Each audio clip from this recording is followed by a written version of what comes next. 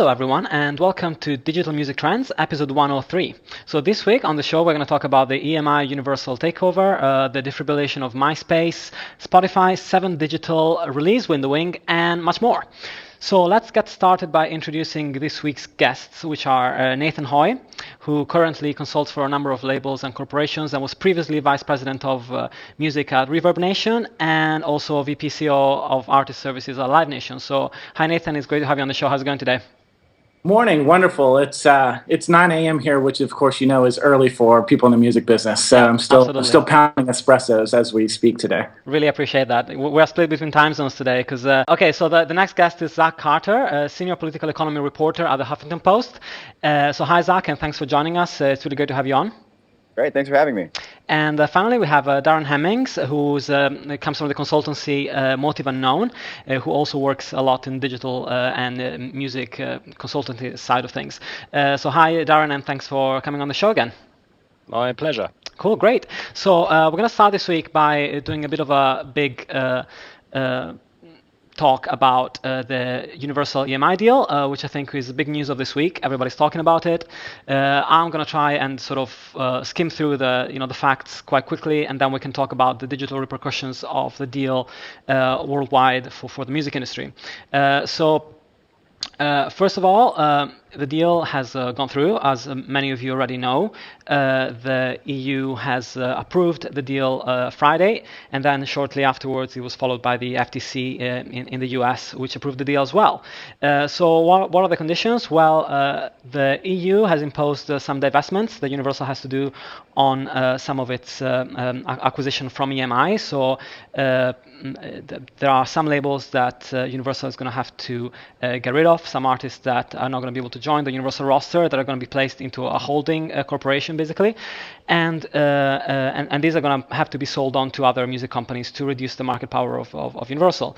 And in the US, though, this has not happened, partially because the Congress has felt that because they made the decision after the EU made up their mind, and because the EU restrictions on the digital side are imposed worldwide, really, because the rights are valid worldwide, then they felt that they didn't need to actually add any more restrictions onto the deal. So first of all, let's look at what has been taken out, which are the catalogs of Parlophone, excluding the Beatles, Chrysalis, Mute, EMI Classics, Virgin Classics, which are going to have to be sold on. And so first of all, do you guys feel like this was an outcome that people expected? Do you think there's a lot that's been taken out here by the European Union? So Zach, maybe if you want to start. Okay, yeah, I think the EU has been telegraphing for a long time that they're going to have some pretty significant concessions for this deal. So I think the announcement that came on Friday of last week was pretty much in line with what at least people in the States were expecting. And if you look at what people who were lobbying around this, who were going to the FTC in the States, they were hoping for a similar sort of set of concessions. I don't think any of them really believed that the FTC was really going to step up and block the deal, but they were hoping to get, a 25 to 40% reduction in the American catalog. Yeah. And they didn't get that from the FTC. So I think maybe that is surprising that there was absolutely no action taken in the US, but the EU move seemed like it was in line with what people, at least, around Washington, D.C. were expecting. Yeah. And Nathan, from an LA perspective, did you feel like the US market was ready for a reduction in the acquisition catalog, or do you think that they expected this decision? I think that this has been expected for quite a while. I mean, we've seen this happen in multiple industries, and I think it was only a matter of time seeing sort of the reclusion of the labels kind of falling back and trying to sort themselves out. So I think we all knew it was coming.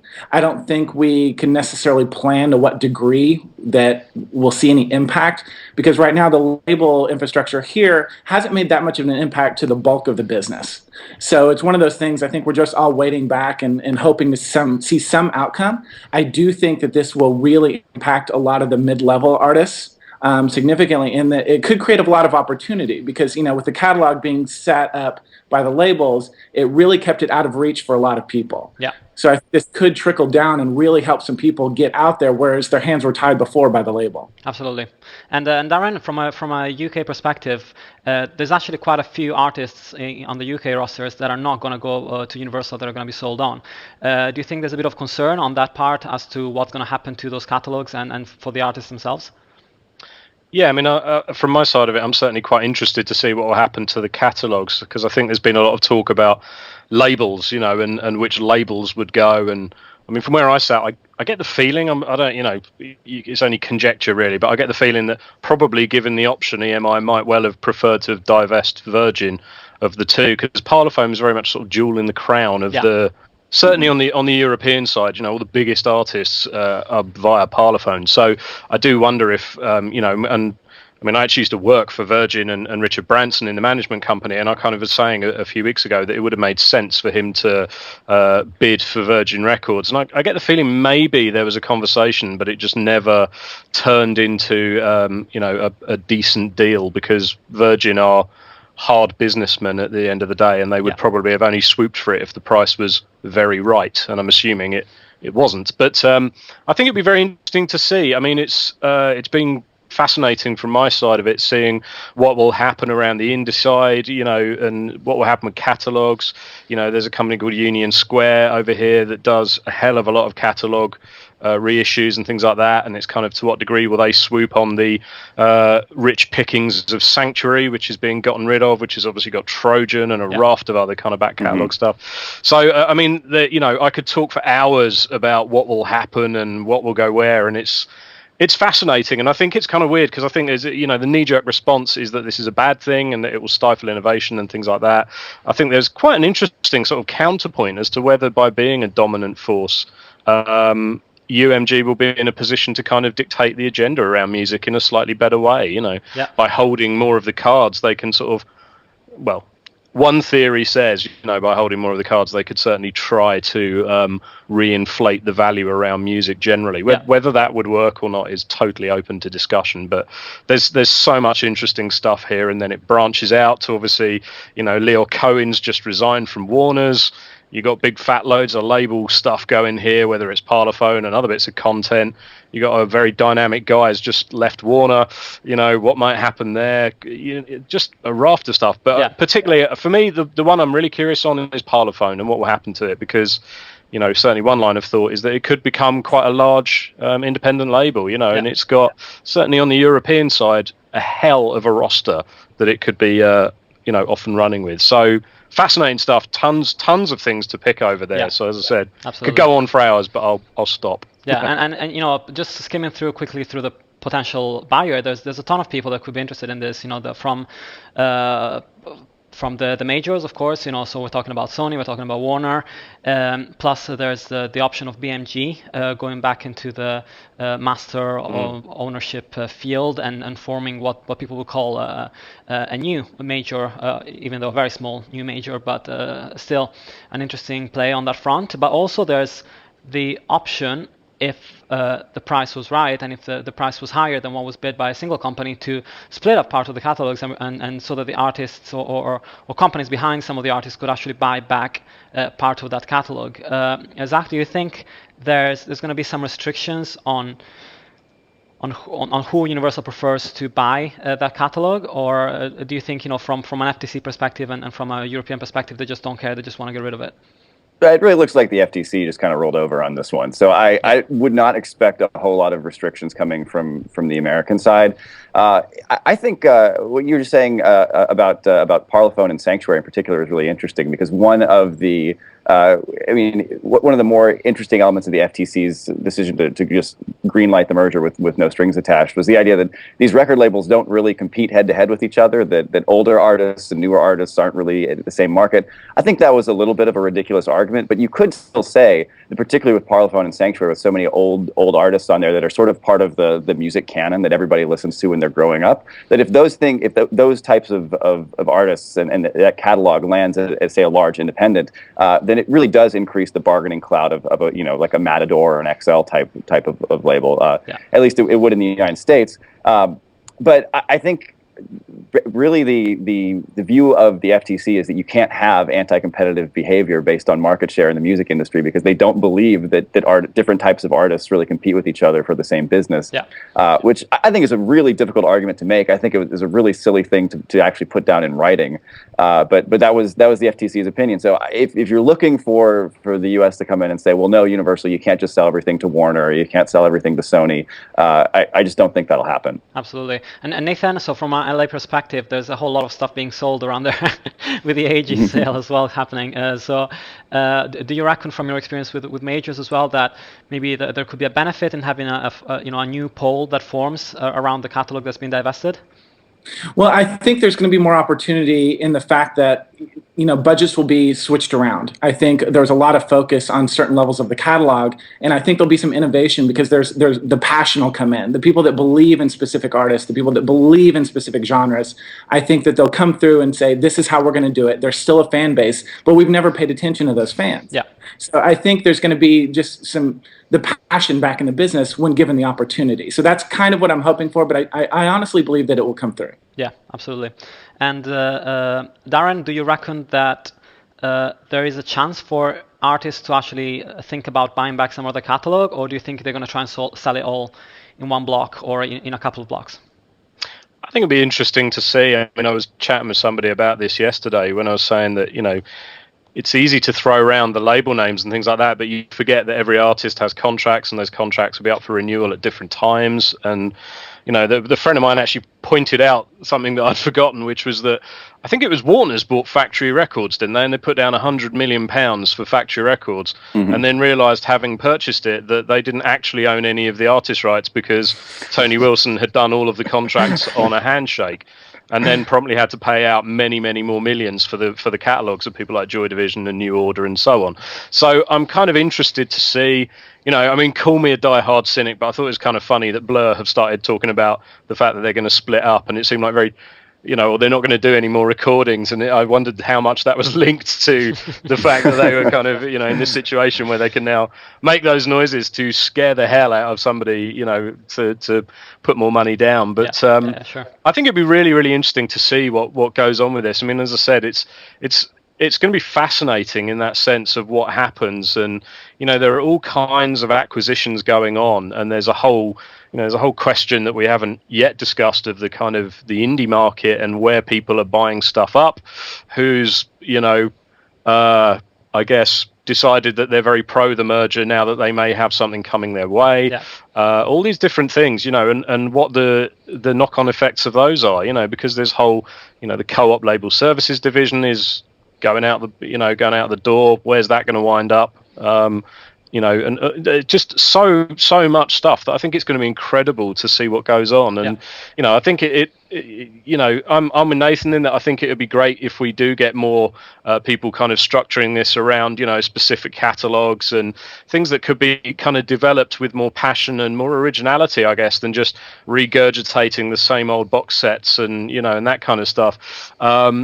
Whether we see it or not, I guess, remains to be seen. But I'm kind of curious personally to see if larger indies will start picking around things. And as Zach said, it's kind of could beggars make a move on a back catalogue? Yeah. Obviously Mute is up for sale. Depeche Mode, if they're part of the Mute sale, either Daniel Miller's going to go in hard now that he's got Mute as an entity, I think, is back under his control, but the catalogue was still EMI's. Yeah. Could he go in for that? There's a whole raft of stuff there, but that's why I think it's just going to be really, really interesting to see what comes of it all, because it could get pretty interesting, could get pretty cool, and it could get quite spicy, because I've got a feeling they're going to see quite a lot of mud flying as well as everyone tries to snaffle to grab their bits. Yeah, absolutely. And delving in a little bit more into the digital aspect of it. So one of the first things that was highlighted from the European decision that has not been applied to the US, of course, is the effect of MFN. So basically, MFN is a most favored nations clause, which means that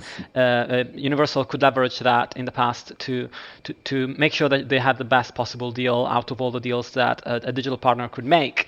So this is it's a fairly standard practice in the digital music business in terms of some of the licenses that are made on that front. And it's very interesting that Universal is not allowed to do or to instigate a license of this kind in the European Union for the next 10 years.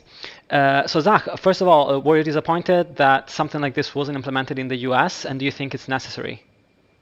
I think the U.S. really has botched this. I don't think I can put it any more strongly. The FTC's sort of intellectual framework for how to deal with this just doesn't make any sense. The idea that record labels don't compete with each other because they have different artists is just crazy. It's nonsensical, and it ignores a long history of antitrust abuses in the United States. If you go back to the 1990s, all the big labels were colluding to artificially inflate CD prices, and the FTC actually hit them with that. And I think 2000 was the year they settled on that. So the idea that we're not going to somehow start seeing a lot of bad practices as a result of the much larger Universal, I think is very silly, or at least wishful thinking. Yeah. Anytime you have one corporation with that much control over a market, you're asking for a lot of trouble. There may be some follow-on things that are useful for some independent labels. There will be some people who I think come out of this with looking better than they would have otherwise. But for the most part, I think the music market is kind of in trouble in the United States as a result of this merger. And I mean, it has been in the United States for a long time, but I just don't think this moves things in the right direction. Yeah, and it was an interesting part of in your article when you talked about on the Huffington Post. You talked about the fact that Apple was able to get all the labels aligned on the iTunes service because there were four forces on the market at the time, and if you had three on board, then you knew that you pretty much could get the fourth one to come on board because of sheer, had to get on the train or miss it, kind of scenario. Yeah. But then now, that may change just because if somebody's holding, what is anything between 30 and 40% of the recorded music market, then you essentially can't really start not unofficial, but you can't start a compelling music service without that catalog. Right, and Universal is going to say if you do try, if they go and say newdigitalmusic.com goes to Warner first, for instance, and gets a deal, Universal is going to say, well, why did you go to Warner first? You go to us first. We're the guys who control all of this stuff. So first of all, tear up your contract with Warner. Now let's talk, and we want whatever 50% of all your revenues going forward. And because there's no real legal framework for licensing in the digital sphere in the United States, they can ask for almost anything. And I think it becomes really hard you can see that now with the existing services. The U.S. licensing process really makes them extremely difficult to be profitable. And I just don't see that improving. Nathan, this is a pretty bleak view of how things might turn out. Do you share that concern, or do you think there's going to be a bit less of a will to stifle innovation? Well, I think, if we look at when iTunes was first coming around with the catalogs, we all assumed that was going to be the detriment and the death of music as a whole. But, as time come on and accessibility kind of opened its doors to everybody, I think we realized that, iTunes probably did help music consumption as a whole. The centralization of things, but it could be an anomaly. Yeah. But I guess I'm hopeful that the centralization, and maybe we'll uncover where the problems were in the music business as a whole, and maybe that's where things will come. When we see the wounds, maybe we'll try to let them heal. Yeah. So I'm kind of hopeful, I guess, more than anything, because, we've seen all these mergers in the past, from cellular companies to Ticketmaster, Live Nation, and we thought that they would just destroy everything, but we've survived and we've become innovative, and we're still here. And I think we're in a really great space in the music business, despite everything we've gone through thus far. Yeah. So, I'm hopeful, I guess is my point. Yeah, and Darren, one of the things I was thinking about is that really, in terms of the music industry, it's not in a position where the digital businesses have figured it out. I mean, if we were talking about an industry where everything is set and pretty much it's profitable, everything is going well, then a merger of this kind could be a lot more concerning, because there is no need for the company that is becoming the majority stakeholder really of the pie to promote innovation, because they're already making so much money that they don't really care. But in this scenario, Universal is still very much, has to be willing to try out new things, because they know that they have to generate new revenue streams. So do you think that that's something that's another point of view that we can look at, that where, as you said, that where Universal could actually lead the innovation side and to make sure that they can make as much money as possible out of the catalog? I think so. I mean, certainly you've seen Lucian Grange make noises to that effect, that it's kind of in their interests to, deliver innovations for the greater good of the music industry and things like that. I want to believe him. I'm not entirely sure. You kind of coming from him, you're just sitting there thinking, I'd love to believe that's true, and I can see the logic, but having borne witness firsthand to the kind of gung ho tactics of Apple and Co. before now, I suspect it will be done very much on their terms. But yeah. I think something that everyone has sort of neglected in this conversation is that if you push people too far and you try and be too controlling on this, you pretty much wind up where we were in '98. And we've never really fixed the piracy problem. We've just evolved to deliver better alternatives that have taken people's attention away from it, like Spotify and things like that.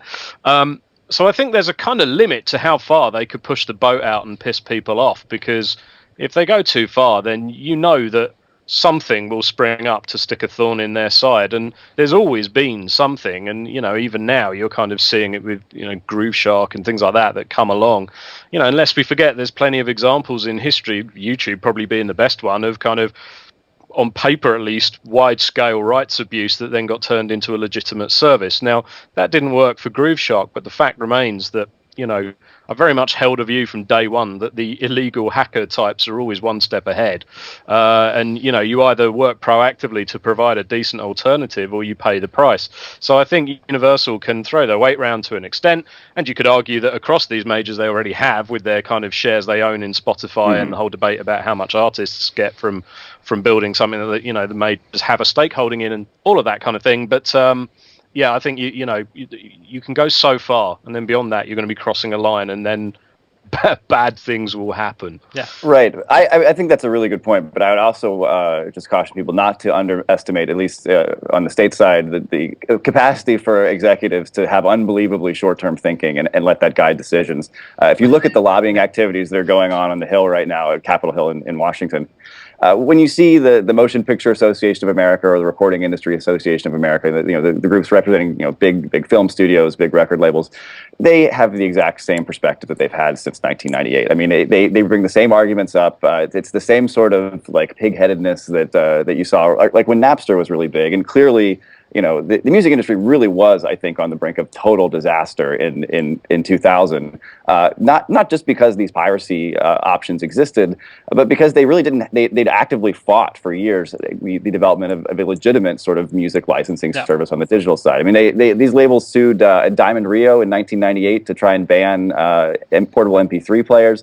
That sort of thinking is still really prominent, at least on the DC lobbying side. You're seeing just the same sort of old guard playing, flexing its muscles.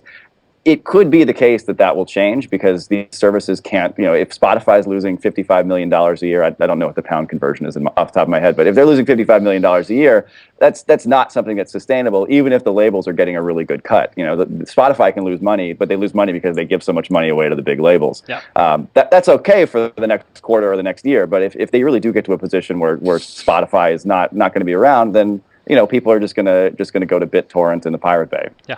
Yeah. Okay. Well, I think we can draw this subject to a close. We've talked probably upwards of 20 minutes on this.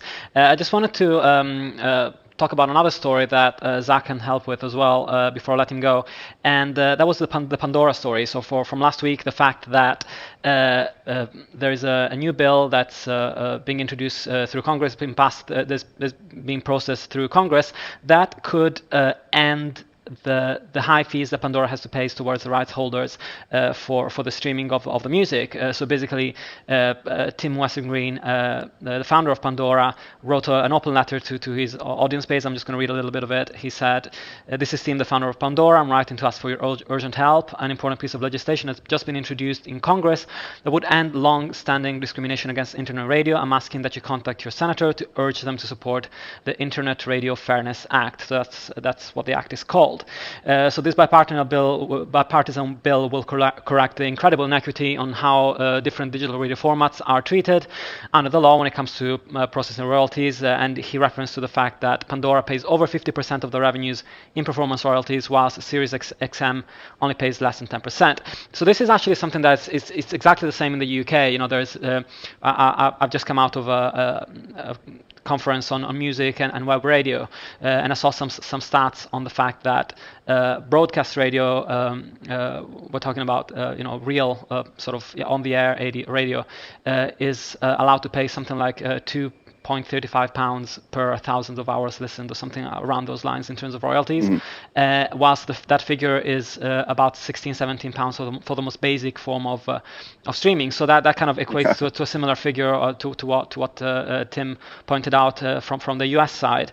Do you reckon, Zach, that this is something that is going to encounter a lot of lobbying? I mean, of course, people like Sound Exchange and anybody that's involved in the collection of these royalties is going to be against any changes, of course. But is it fair to say that Pandora needs to survive, and the only way that they can become profitable is to reduce the rates? Or is there another way that Pandora can make more money keeping the current rates? I find it really difficult to believe that Pandora could be profitable at any really sustainable level without a change in the way the royalties are calculated. And I should make a distinction here. For a lot of services in the U.S., there just is no legal requirements for what labels can charge for these licenses. But for radio, there is a basic framework, and they've got to pay. They call them statutory royalties because they're required by law. But they're very high, and so Pandora loses something. I think they lost $16 million last year, which in terms of big corporate America money is not a lot, but for the type of money you can make in digital music, it's a big deal. And I think the political sort of scene around this is interesting because Jason Chaffetz is a lawmaker who's he's for the most part a conservative Republican, but he's allied with a couple of other conservative Republicans and liberal Democrats to sort of defend the internet and technology sorts of industries. Before he was a critic of the Stop Online Piracy Act, which was a really problematic bill that threatened to shut down the internet, sort of. That wasn't good. A few years ago. And Chaffetz was critical of that. And there's not a whole lot of movement in the U.S. Congress right now, particularly because it's an election year, but there is a lot of partisan rancor between the two parties. But the few areas where you can actually move legislation are these areas where you can get one industry sort of pitted against another, and the various sort of constituents of those industries fighting each other. It's hard to get people motivated by things like the public interest in the U.S. for some reason, but when you have corporate interest at stake, people do move. And so the fact that you've got a Republican moving this, I think, is something that's kind of interesting. In the Senate, there are people like Orrin Hatch who have been sympathetic to the digital music industry before. But I would also point out, that sort of old guard mentality that I was talking about earlier. The RIAA, all the big labels, they are all lining up against this already. Even though I think it's a fairly common sense issue, it's something where there already is a legal framework in place. It's not like Congress has got to come up with a new code for how these royalties ought to be paid. They're really just talking about reducing the amount to make these businesses viable. And so you will see a lobbying fight around this probably beginning of next year. And I'd say the bill has a better chance of passing than say a big deficit reduction package or an economic relief package in the United States, which is, maybe not saying much, but kind of funny. Yeah, sure. And Nathan, are you familiar with sort of the Pandora story? Do you think that there is a need in the US to reduce these rates? And because Pandora is already a fairly mature company in terms of its user base. It's a big company, and the fact that they can't be profitable on what they do means that they're either doing something wrong themselves, or that there's something wrong with the rates that they have to pay to the industry. I think there's two problems going on. I think one, representing artists, I think that the fees are fine because it's huge. It's vastly different from what they were getting from direct sales. So my argument might be that if there is a reduction, maybe there will be more consumption of the product itself. So if Pandora could figure out how to adopt more users and make it more of an intrinsic part of the day where everybody uses it, and that way the consumption goes up of the music, then artists may not see the offset of the reduced fees. Now, I'd also argue that if they increase their user base, I see more cars including Pandora. If that escalates, then there could be some sort of tipping point between the two where there's a fair balance between where Pandora needs to be profitable and where artists feel as though they're being compensated properly. Now, I do think Pandora has a great sort of marketing tool for artists, because I know a lot of people that come to shows on the live side, which we all know is where most of the artists make their money these days.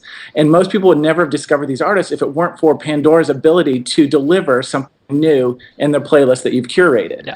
And I think that's where the benefit is over Sirius is if I like one certain style, Pandora's does really well with their algorithm of delivering something I may or might not like. And if I don't like it, it's out the door. Absolutely. So there's something there for the artist to recognize in that they're getting access to people that would never have heard their music before. So where do you value on that? Yeah, and Darren, you work with artists as well, so I'm sure you have their interests at heart. Would you favor a reduction in the streaming fees purely based on web radio? We're not talking about Spotify or anything like that on demand. We're talking about streaming radio. Do you think that in the UK as well, something similar, a revision of the streaming rates for web radio would be beneficial to the expansion of companies that are working in this space and to their development? No, I mean, I think, yeah, it would do. I mean, I think it's kind of interesting. I'm not entirely sure why Pandora kind of started and then stopped in the UK, because obviously over here they tried to get it off the ground and never succeeded. And I've got a feeling that this may have played something of a hand in it. I mean, it's an interesting one because certainly for me there is always this degree to which you need with your artists when you're marketing them to get them into place, get them in front of people who wouldn't voluntarily be exposed to it, I suppose. Right. Whether and that's all banner ads are at the end of the day, is something targeting you because you might like whatever band, and me saying, hey, you might like my artist too. So these kinds of things I think can be massively useful. I think the disparity in the royalty rates is quite ridiculous, and it's just another one of many brilliant examples of where the silliness of the kind of rights and payments around music tends to just fall apart. And I think it equally it's very destructive in the sense of how the general consumer sees artists and how artists get paid. This kind of wide spread of royalties around ostensibly the same thing starts to look faintly ridiculous. But I think these things have got to come down. You have to let business thrive. I think at the same time, it can't be a race to the bottom. And we've seen this with, sort of Spotify even murmuring that, if they could only pay a bit less to artists, they might look a bit better. And it's kind of like, well, how low do we go? This was a service where it was paying so little that distributors initially had to change their spreadsheets because when you rounded the figures, it rounded to zero, because it was 3 decimal points of a penny or whatever. And they had to change how this was done. So, yeah, you can't make it a race to the bottom. But I think at the same time, you have to understand that getting your artist out to people also involves going via these kind of algorithms that the likes of Pandora and to some extent Last.fm and those kinds of things all deliver in. And it's key to it, and it's a critical part of an ecosystem that's very much in transition at the moment. Yeah. We don't have Pandora over here, but as I said, I'm pretty certain that the reason why was because of the royalty rate. Were that to change even over here, then I suspect you would see a significantly more, healthy environment.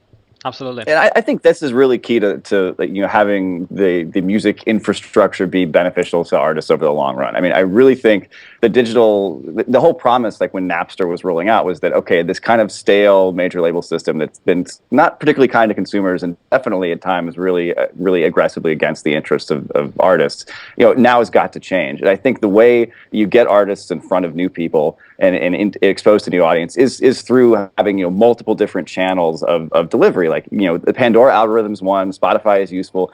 We don't know what the other new innovative platform of tomorrow is yet because it hasn't come into being. And if we strangle all these companies sort of in the cradle with these licensing deals, you never get there. You never get to a situation where you can have a lot of artists, maybe not necessarily getting like wildly rich off of this stuff, but making a good living making music. And I think that's the goal at the end of the day at least for all the like internet freedom optimists. Yeah. Absolutely. Well, Zach, thanks so much for coming on. I know you got to go, but anywhere that people can find your work? Yeah, just at the Huffington Post. If you go to, if you want me specifically, go to huffingtonpost.com/Zach-Carter. But usually it shows up on the front page eventually. Absolutely. That's great. Thanks so much for coming on. Right. Thanks, guys. Thanks, man. Sure. Okay, cool. So now we can proceed just to talk about a couple more stories. We've been on for like 35 minutes already. So I just wanted to talk about MySpace because I have to. It's just too good a story this week. Can't avoid it. so, so MySpace, for those of you who haven't seen it, has released a video, a teaser video on their redesign. So, as we know, the company has been bought for 35 million by a group of investors, which are led. I think Justin Timberlake is actually a majority stakeholder at this point in the company, and there's been a major redesign of the website that's not in place yet. It hasn't been launched, but apparently the beta is going to be the invitations for the beta are going to start to come out soon. The video looks great and everybody's excited about it, but is there any way to really I was calling it defibrillation of MySpace in terms of trying to revive it from how it was sold. It was sold almost as a dead company that just still had a pretty healthy user base, but it was on a steep decline. Nathan, from a US side? I think for me, the first thing I thought was when I watched the video is I've spent the last 4 years speaking on digital panels about how MySpace is dead. Yeah. So now I think I'm going to have to eat my words, to be quite honest. I think based on the layout, based on the UI, I think there's potential for MySpace to be, based on what I've been told, both online and offline, there's potential for them to be almost like a Pinterest level engagement mechanism. Yeah. So my biggest question for them is, will they have the money to convert the user base from what they're already used to doing? So if there's marketing dollars attached to train the users that there's something cool out there, I think it could be successful because they're doing a lot of things as far as engagement and as far as the way our new thought process is that might actually stick. Yeah. And so I'm hopeful because I'm getting tired of always doing Facebook. And that's the primary focus of any digital strategy I do right now. And honestly, I'm getting bored with it because everybody's doing it. So now we've all come to this bottleneck of consumption. Yeah. So I think if they do it well, I think they're going to give everybody else a run for their money. Yeah, and you guys are the perfect people to have on because you both work, extensively on Facebook campaigns and digital campaigns. So, Darren, is it the same for you? Do you wish there was another way? Because Facebook essentially has failed artists so far in terms of like really driving engagement. Yeah, I mean, I was lucky enough to go and get a kind of first-hand demo of MySpace a couple of weeks ago as part of they're doing a lot of outreach to artists and labels and things like that, and I was lucky to get pulled into that meeting and chat with the guy running it, whose name escapes me, that's basically like Timberlake's best friend, who's very nice, lovely guy. He was, really good, and it was an interesting conversation. But I mean, they're building it as an artist network, and they're very much, I mean, at the risk of potentially offending them, I think whenever you have these meetings, they tell you these things, and it's like you want to believe that what they're saying is true.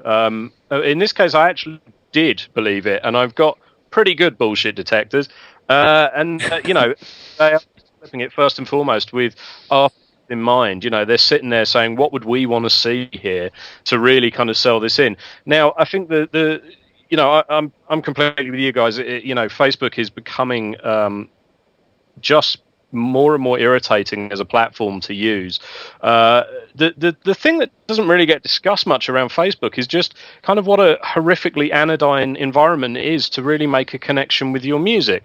If I land you on my artist's website, I can contextualize my artist in a million ways. And kind of from the whole color scheme, the fonts, the sounds you hear, everything about it can tell you in a blink of an eye what kind of artist I've got there, all those kinds of things. Whereas if you land on the average Facebook page, I mean, fine, you now have a timeline banner that helps to some extent, but really you're in this kind of terribly structured environment. And worst of all, music is like a total afterthought.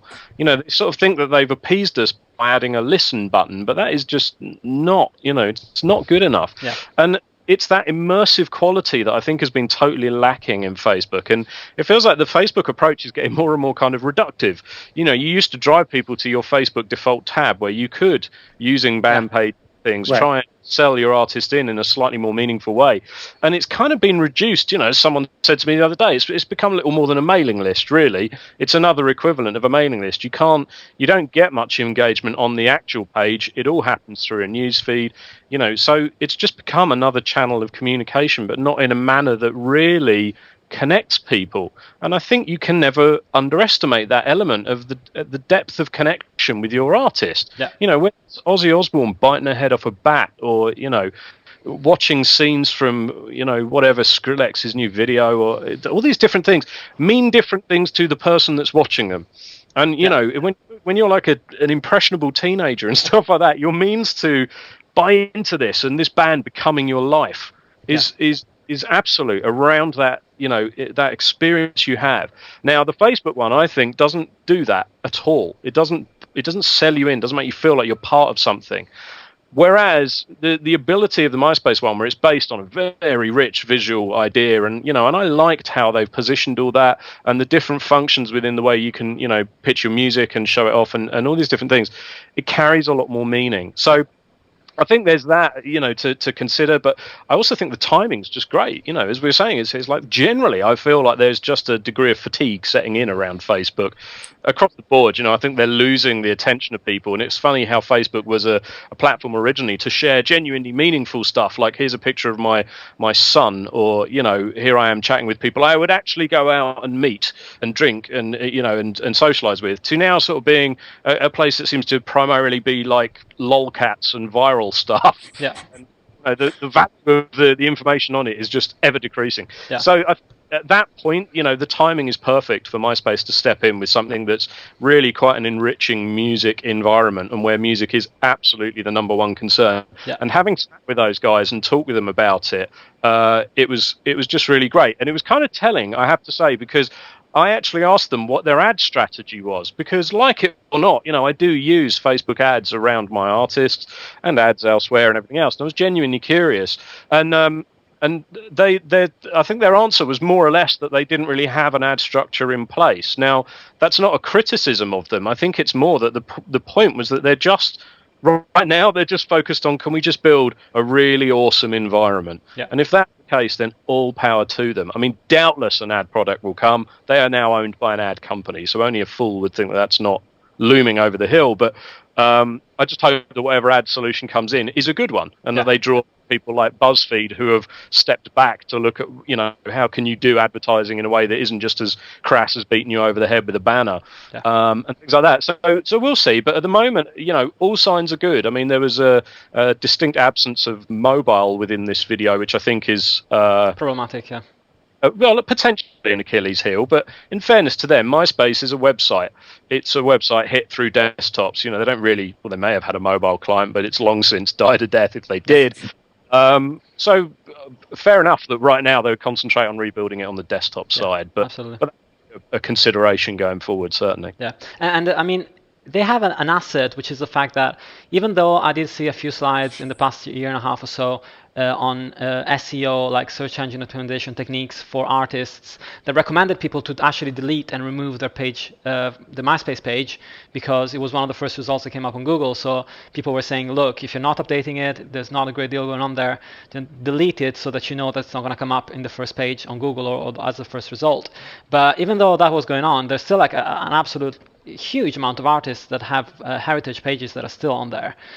So really, it's just a question of reactivating a user base that, although is left, is already there. They don't need to set up a new account or anything. You know, they just need to go back to the platform and realize there's something cool going on and try out to see if they can actually engage some people through that. So I think that's a big advantage, even if the company was sold for a very low price, right? Yeah, I mean, SEO was always the what I told people to use MySpace for, because obviously there was no fighting them on that. So I typically told people to leave it up, but update it with links back to your website. Yeah. Because, you know, there's no reason not to leverage something that's working. And I think you're right. I think it'll just be, you know, we've taken on so many new platforms that I think we forget that we probably sign up for 3 new ones a week. So I think MySpace has that advantage where we're all willing to try something new right now. And there's a lot of people in specific demographics that are ready for a change. And those I think those demographics are the consumers. You know, they're people like myself who will buy an album or who will go see a movie, you know, and I think that's the advantage is, you know, Facebook started out for kids. And I think it's maintained that kind of persona. And so I think, there's a lot of that's why Pinterest and all these things that are brand driven. Yeah. And I think what we're going to see is MySpace is going to recognize that a lot of these artists and the music are all brands trying to create relevance in an infrastructure where we're so used to just interacting with other people that now it's time to interact with the artist or the things that we're seeking. Absolutely. So I'm hopeful. Yeah, and Darren, you work a lot with artists in terms of, and new artists as well in terms of leading their digital strategies. And how do they feel about, do they have MySpace pages still, or do they not set them up at all? No, I mean new bands don't. Obviously, if your band is less than 18 months, 2 years old, it won't have a MySpace page. Others do. Personally, I mean, I must admit, I'm currently of the view that I would rather take them down than leave them there. I mean, I take the point about sort of leveraging the SEO that's there, but no, I just would rather it wasn't there at all. Mainly, to be honest, because we have an artist website coming up top, and I just don't particularly want to distract people. But I think the argument cuts both ways. There's not really a wrong way with it, so it's just a personal thing for me. But certainly, one of the artists I'm with at the moment, we're just in the process of canning their MySpace profile. Hopelessly out of date. It seems easier to kill it than to try and update it, waste any more time on it. Absolutely. It's in that respect, it has been quite irritating in some respects how keep a peer. I mean, the irony was it was usually only by virtue of checking the SEO situation that you realised that the bloody profile was still there, because it's forgotten completely that you had that profile. Yeah. But it's interesting. I mean, as a sort of aside to it, isn't it interesting how few Facebook pages ever surface in page one of your artist search, and it's kind of I always figured by now they'd have figured that out, but no, it's still MySpace trumps them every time, which is kind of weird and telling about how Facebook carries itself. So yeah, I mean, I don't currently see MySpace as a problem, just a sort of an annoyance that you make a decision on one way or the other. Yeah. But going forward, I mean, I have to say it's been quite tiresome reading a lot of snarky articles about, oh God, MySpace are back again, and being really quite dismissive. And one of them really focused on, oh, there's no mobile, it's going to be terrible because there's not a mobile thing. And you're just like, look, God, give them a chance. It hasn't even gone live yet. Yeah. There's not a mobile app coming. You've just seen one video and you're making a raft of assumptions. What I would say is that I think within, the music industry as a creative community, I think artists particularly will probably warm to MySpace quicker than most, because they're going to look at it as a place that, as I said, is more immersive. Yeah. So they want people to land on that, because I don't know of many, if any, bands that kind of love Facebook, like sort of necessary evil, that your fans are there, so you go there to connect with your fans. Yeah. Yeah. Artists, like if Facebook could vanish tomorrow and be replaced with a far better kind of thing that MySpace is almost hinting at, though there are others like artists.mtv is one, and there's all kinds of other potential sites of a similar ilk that could fill the gap, but I think most people would gravitate to that, because artists are, fun enough, creative people. They want an environment that looks creative and inspiring and everything else, and Facebook resolutely fails on all fronts in that count. Yeah, absolutely.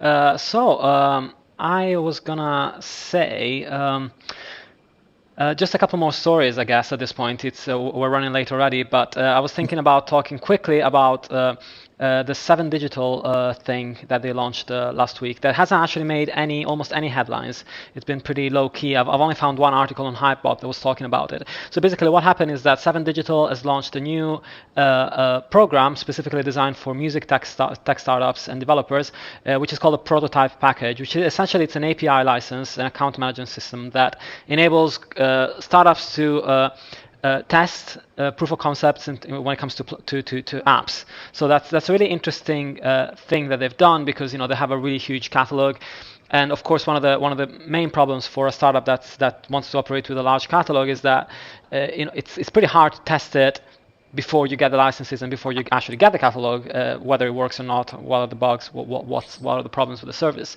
I think it's a great idea, and I don't know if you guys think the same. The only trouble that I can foresee with this is that with a platform like the API that's been launched by EMI with OpenEMI, you create a sandbox. You create an app based on the sandboxes provided by EMI, and then if EMI likes the product that you create, and if you have some sort of way to monetize it, or you can actually get a license from EMI on the masters. On this front, 7 Digital doesn't have any way to license the content to you directly, from what I can see, and then you would have to go and make the deals yourself. So there still would be a huge delay between creating these apps and actually getting them out. So first of all, do you guys think this is a good plan? And but on the same side, are you also concerned that it's going to be very hard for people to take any app that they create on this to market? I think from my side of it, it's. I mean, I must admit, I saw the story and read it, and the Earth didn't move. I think it's an interesting move on their part, but I don't know. I just like 7 Digital are increasingly a business to business, streaming music provider in the same manner as kind of Omniphone and people like that. So I kind of wondered exactly where this is supposed to be positioned, because the kind of startup music developers that are the real low key end of it, who built like your guys that built something like Turntable FM, as opposed to your behemoth sort of Spotify startup that comes with significant backing and clout. I think those kind of lower level ones probably aren't even massively aware of who 7 Digital are, and they seems like 7 Digital have increasingly reached east. In terms of engaging Asia as a market and Korea, and those kinds of places are where I'm seeing the stories of what they're doing. So I must confess, I saw the story and was kind of interesting, but whether that story will connect with the right people that would make use of it is sort of, was the bit that I wasn't so sure on, to be honest. And then I wonder if it's one of these where it kind of reads nice, but the actual use of it and engagement with it is relatively marginal, which I have to say was a similar thing that I saw with the Echo Nest's deals with, Island Def Jam and EMI, I think, where they were making these kind of sandbox of, millions of tracks available.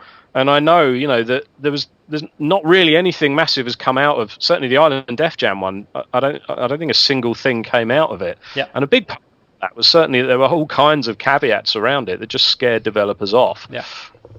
Yeah. Nathan? I think, again, it didn't resonate with me for one simple problem. Anybody could go that's funded by a label and start to be creative, and there's an agenda behind the label. To me, preventing people from getting to market fast, it's a detriment, because technology is going to evolve so fast that there's no use. They're going to spin their wheels, and then the product's going to be surpassed by somebody else that's already to market, innovating on top of their own product. To me, there's huge value if they had rethought this model. If they had done this around a community where artists themselves were contributing content and trying to figure out new ways of engaging artists. So you had the DIY artists leveraging new technologies to get their music heard. To me, that's the value. The value in the masses of supporting technology. The DIY artists are doing great. All these, startup companies, from Reverb Nation to Sonic Bids, all the DIY guys, there's value. Yeah. There's value in these masses getting together to support music as a whole. So I think, if they rethought the model and said, look, we're here to help the music business, any artist out there that wants to be part of a larger project, contribute. Yeah. To me, that would have been huge for the business. But there's also, the argument that on that front, talking about DIY artists, there's a lot of stuff that has been done on SoundCloud, on Creative Commons, and how people can utilize the music and extract the music through the SoundCloud API. So maybe the solution for the DIY artists and developers is already there on that front. Or I would 100% agree. Yeah. I just don't think, I don't think anybody's putting the tools together for people, because having to jump through hoops of different corporations, that's a lot of legwork for somebody who's maybe a developer but doesn't know how to navigate the business side. Yeah.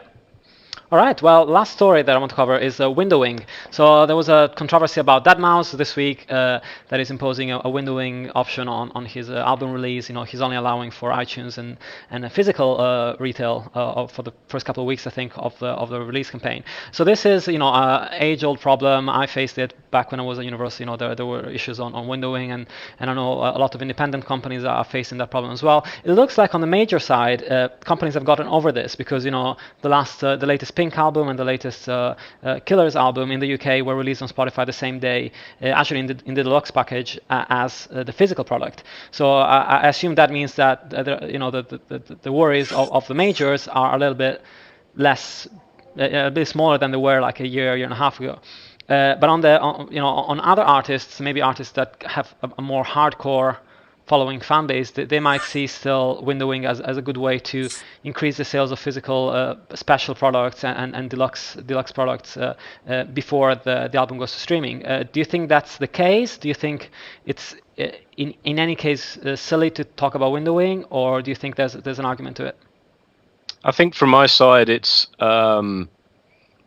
yeah. I mean, it's the one thing I would say, which tends to get glossed over. I think when people you see a lot of commentary on this and people being quick to criticize. Often the windowing is not even necessarily brought about by the label. It might just be a manager who lacks vision, I suppose, is one way of putting it, or even the artist. Even worse, are kind of running on half of the half-truths that they read about services like Spotify on blogs and things. And that all leads to a windowed release because people throw their weight round. And often, I've seen it where labels are kind of windowing and they don't particularly want to. It's just they're being kind of forced over the barrel by the artist and manager and things like that. But personally, I'm not a fan. I mean, I've had it with bands that I love where the album comes out and then I exclusively listen to stuff through streaming services now. I just don't buy CDs. And even worse, I've kind of transitioned to being one of those guys who just now sees the CD as a sort of carrier for the stuff I want. And I'm likely, if given a CD, to rip it and then throw the CD away because it just takes up space that I don't have and everything else. Yeah. So I would only listen to it on a streaming service, and windowing it does not compel me to go and buy the CD. It just annoys the hell out of me. Yeah. That's. I mean, I can only speak for myself, so I can't apply my that of other people. But certainly, I know that that's my take on it. And I think when there's so much music available, my other response is not, well, I've got to get that release. Go and listen to other things instead. So. For me, it doesn't work. I mean, but I think it's never that simple. There's always other reasons, and I've seen it. I'm working with an artist at the moment where there was a sort of 4 or 5 month gap between the release being out in the UK and the release being out in the US, and it's not ideal, but it's just these things happen sometimes because people up on the band so quick or whatever. There's a lot of reasons, and I think periodically, people on it a little bit too quick as kind of, oh my god, this artist or that artist is windowing their release. What does this say? What's the big implication? And it isn't that. It's that they're windowing because the artist want to do it. The label favour, so on. So, yeah, I mean, I would rather it wasn't there. I don't think it's particularly good for business. It's another one of these things that probably ensures people go off and pirate the release or more. But, sometimes these things happen and sometimes the reasons are actually far less dramatic than people would think. Yeah. Absolutely. And Nathan, would you ever recommend windowing to one of your artists? I mean, I'm with Darren that all it does is spark the imagination, and then they find a way. So I think people are going to get it however they want to get it. So if you're windowing, there's another reason, either lack of foresight or maybe there's an advance from somebody for exclusivity in a region or by distribution. So it's probably money driven, but I still don't see the benefit as far as the artist. Unless you're trying to do something, there's some deeper strategy around touring that I don't know the data about. But again, I'm with Darren. It provokes people to try to figure out another way of getting the music, and it's more than likely going to be piracy. Yeah. Absolutely.